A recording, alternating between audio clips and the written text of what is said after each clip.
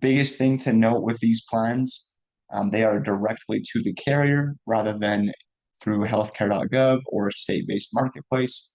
They still follow all ACA regulations, so please be mindful. Two, ask the client about any doctors they currently see or prescriptions they take to ensure their health plan covers their needs. Now, you can go about this one of two ways. You can use the online search registries for the insurance company, or you can take it an extra step and give your client a little homework. Say, well, it looks like United Healthcare and Ambetter take this plan. However, please, if you'll do the extra step, call your provider and just double check.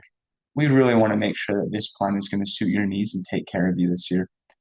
One, you already looked on the registry, but two, you're protecting yourself for some crazy reason that plan is not accepted by the carrier or by the doctor's office or provider, excuse me.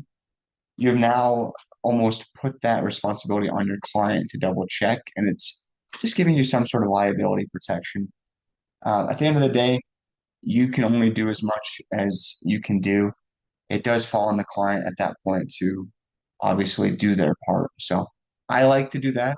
Some agents don't, but I do.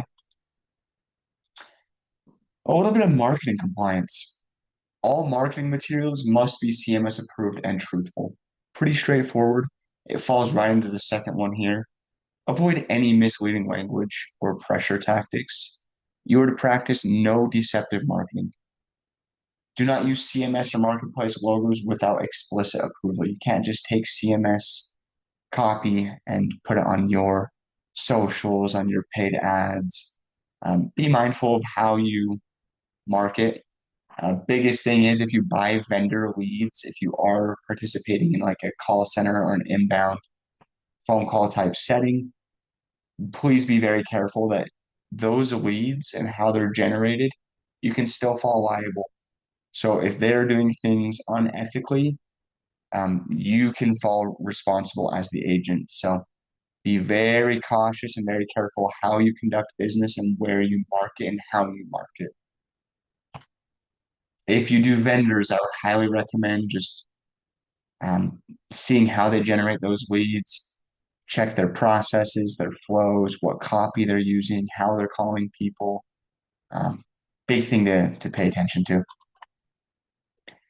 Annual recertification. ACA agents must recertify annually to assist during open enrollment. So you are to do your annual recertification with FFM states and the state-based marketplaces every single year. The reason for this is things change. It's to keep you up to date. It's going to keep you compliant. Biggest thing is though, it makes you come off as a trusted advisor to your clients when you really are up to date and you know what's going on. I would also add your licensing. You need to ensure that you are um, renewing all licenses that you conduct business in. Record keeping requirements. It is your responsibility to retain enrollment and client interaction records for at least 10 years. You must be available for audits or inquiries from CMS or state regulators. Very important that you follow both of these. Not only should you retain enrollments and consent, but any client interaction records for at least 10 years. This is to protect you. Biggest thing is if something were to, a false claim or something were to come out and you have no record of that, then you could be held liable even if it didn't happen. I know, sounds crazy. It happens. A big one, if you do everything that you're supposed to, you record everything, you store everything, and then a carrier or CMS requests that from you. You can simply send it off to them. You have all the proof to protect yourself. Great. Um, Good to go. But I would say record all client interactions. If you were to make any updates, any edits, any changes on an application, record that. Keep that stored. And then be available for audits. If CMS reaches out to you, if a carrier reaches out to you, be prompt, be quick. We'll go into that a little deeper here. I have a slide on that, why you need to be prompt. But penalties for non-compliance. Some of the consequences, not all, but some, are loss of your CMS certification. You're no longer eligible to write business in those states. Revoking of state insurance license. If you lose your state license, there's a few things that fall into this category here. One, in order to have non-resident licenses, your resident license needs to be in good standing. So you could lose access to all state insurance licenses. And carrier contract termination. If you lose your contracts, ultimately you lose your clients, you lose your commissions. Now, the biggest thing I can stress and put off toward you as an agent, do things correctly.